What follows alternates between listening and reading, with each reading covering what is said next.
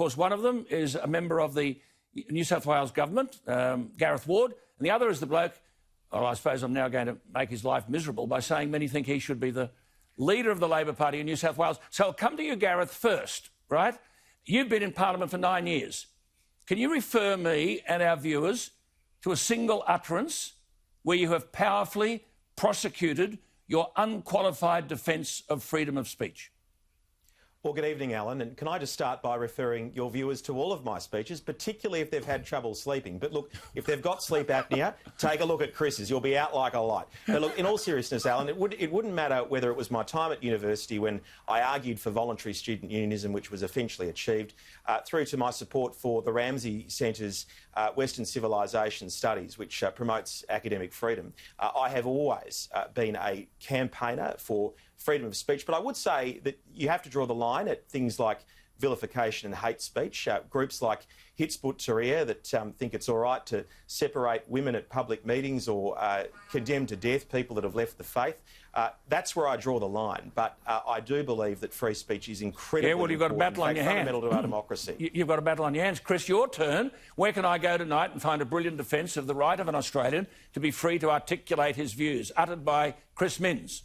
Oh, it probably wouldn't be brilliant, but on your panel a couple of weeks ago, Alan, I was saying, look, I lamented the fact that the left is just not taking up the cudgels when it comes to freedom of speech. We used to be fantastic at knocking over the shibboleths of the right. I thought Gideon was sort of wound up into a bit of a ball tonight, but his essential point, which is you may not like someone's point of view, but as Voltaire perhaps apocryphally said, you have to defend to the death their right to say it. And the problem with driving ideas out of the public space is that they gain currency as the sort of facts of the non-elites, and that can be very dangerous. I think that's what's happening with the vaccination debate at the moment. So, look, get these arguments out in the open, have a vigorous debate, win on the merits. That's our obligation of the argument. Public officials. Absolutely. Don't be frightened of debate. Gareth, the New South Wales Planning Department, headed by this Jim Betts, have an LGBTIQ network. They've got a Harmony Council, an Aboriginal cultural team, a diversity council.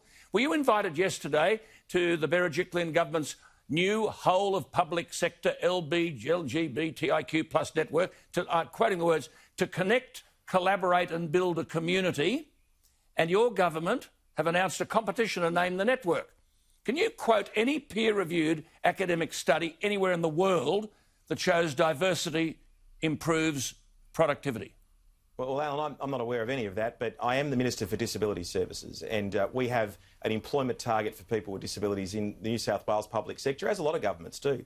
And I think that diversity in the workplace, encouraging people to achieve their full potential, getting past some of the stigma is a good thing, because we want to have inclusive workplaces. And as Disabilities Minister, in fact, as the first Minister for Disabilities hang on, Gareth, Gareth, I think that's important, Alan. Gareth, this thing says reflecting our communities. That's what it says. That's the slogan. Now, only 3% of adults, I've got nothing wrong with LGBTIQ, but only 3% of adults identify. How many homeless or unemployed people or public housing tenants have you recruited to reflect our communities?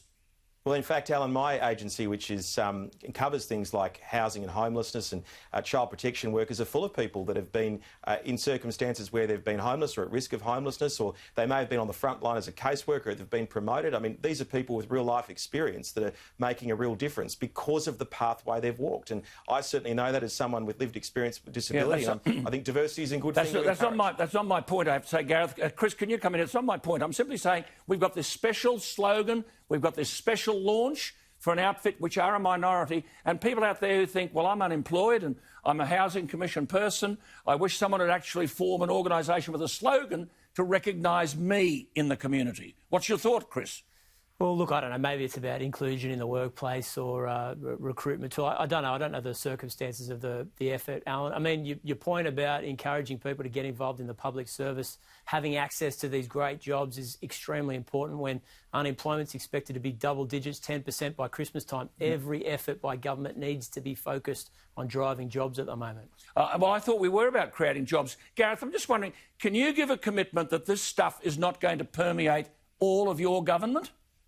Oh, what permeates through our government in New South Wales is jobs and economic growth. We're driving the rest of the nation at the moment, and thank goodness we've got premiers like Gladys and Prime Ministers like Scott that are focused on economic management, not fringe issues that actually aren't important at the moment. Hang on, Gareth. This bloke who is head of the Planning Department, Jim Betts, says that construction companies wanting to win contracts from the government will have to meet culture standards.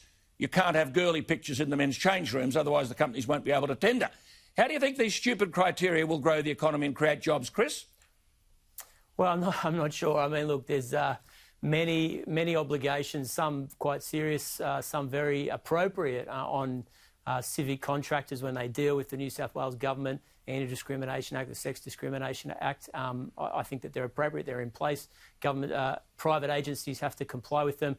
I haven't heard anything that requires any further obligations. But so, look, I think what we have at the moment is probably adequate, Alan.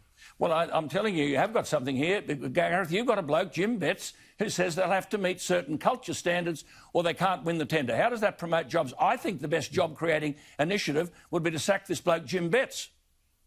Well, that'd be one less job in the economy, Alan. Have one to replace him.